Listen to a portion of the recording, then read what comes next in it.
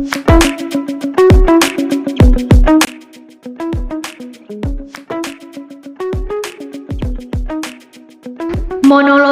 puan-puan yang dilahirkan sejarah. Duhai sejarah mencatat, dari rahim Pertiwi lahir puan-puan tangguh. Inggit Garnasih menjadi salah satunya, yang sekalipun kisahnya tak kerap menghiasi layar kaca, namun ia berhasil membuktikan betapa prinsipnya tak terbantahkan. Puan keras kepala itu tengah bersikukuh menghitung dosanya pada suatu hari yang penuh kecamuk. Lalu ia mengerti bahwa perempuan tabah sekali menanggung dosa. Dosa dirinya, dosa masa lalu, dosa leluhurnya, dosa anak cucunya, dosa tuan-tuan, dosa karena pengetahuannya, dan dosa atas ketidaktahuannya.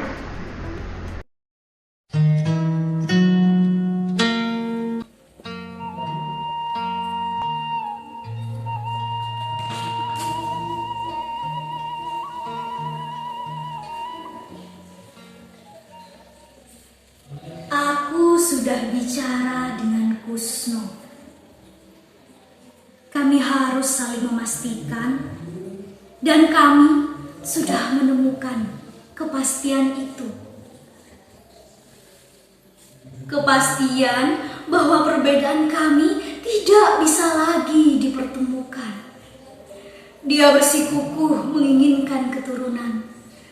Nama Fatimah disebutnya setelah aku mendesaknya. Ya, dia akan tetap mengawini Fatimah.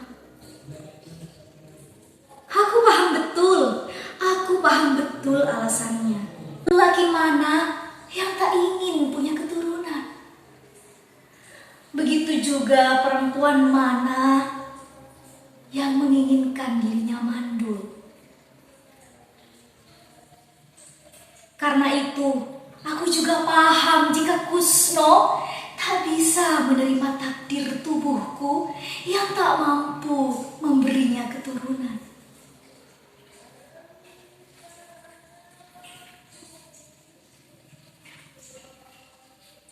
Aku tahu diri, tapi bukan lantas karena takdirku, aku harus menerima apa yang diinginkannya.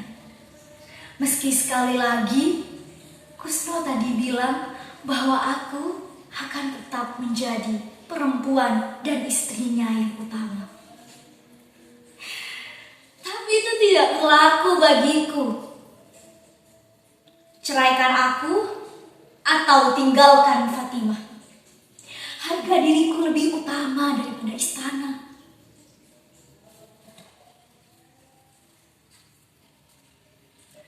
Kalau begitu, aku minta pengertianmu, Inggit. Perkawinan kita tak bisa lagi dipertahankan. Begitu dia bilang. Aku memandangnya dengan tenang. Dan kukatakan,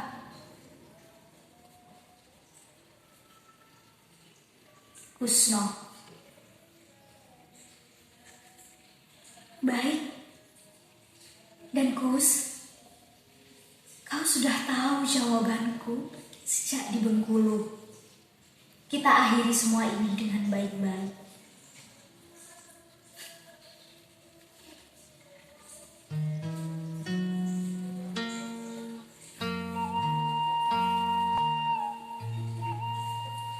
Dua puluh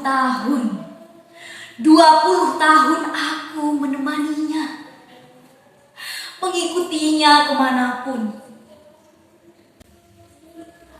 20 tahun aku menemaninya, mengikuti kemanapun dia pergi. Tak pernah ada kata lain yang diucapkannya pada kolonialisme kecuali kata tidak. Jika ia berani mengatakan tidak pada kolonialisme, mengapa aku mesti tidak berani mengatakan hal yang sama ketika Kusno ingin menjadikan aku perempuan sebagai sebuah koloni lelaki. Apapun alasan yang dipakainya itu. Seperti tanah air yang dibelanya, aku bukanlah sebuah koloni. Jangan hanya karena tubuhku ditakdirkan tidak menjadi seorang ibu, lantas aku tak berhak mengatakan tidak. Dan kau tahu bukan, apa yang dia katakan agar aku menerima permintaannya itu? Agar aku menuruti dan tidak menolak kehendaknya itu?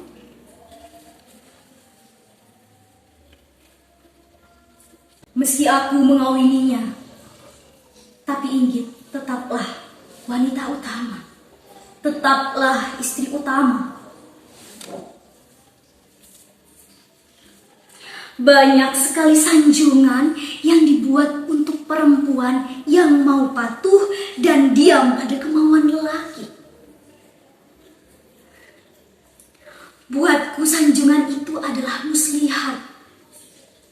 Biarlah aku tak pernah menjadi wanita utama atau istri utama, karena aku telah mengambil hakku atas kata tidak. Harga diriku tak bisa ditukar dengan sebutan apapun, bahkan dengan istana sekalipun.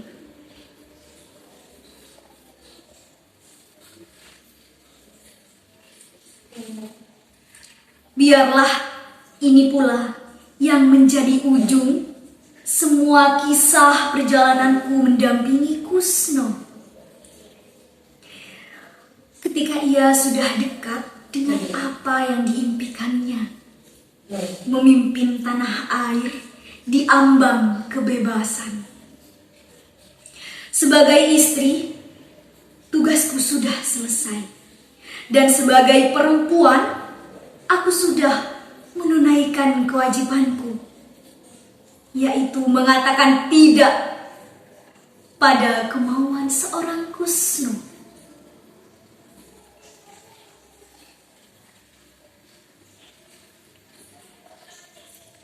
Dan demi kata itu, aku memilih kembali ke Bandung, membawa kembali peti tua ini dan semua harga diriku.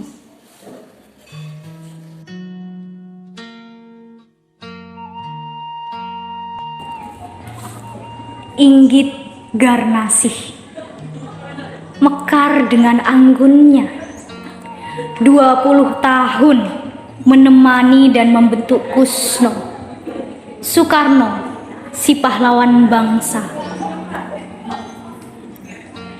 20 tahun Inggit menemani sang singa podium, kala jatuh dan bangunnya, Inggit menjadi tempatnya pulang.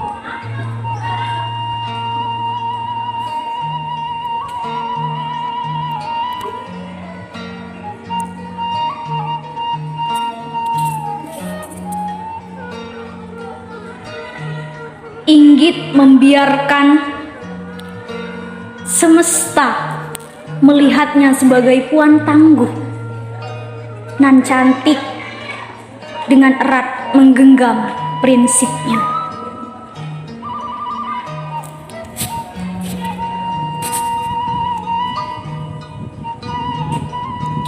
Semoga senantiasa semangat juang para puan mengalir deras pada jiwa-jiwa muda yang kerap akan lahir di bumi pertiwi. Semoga selalu tangguhlah puan-puanku.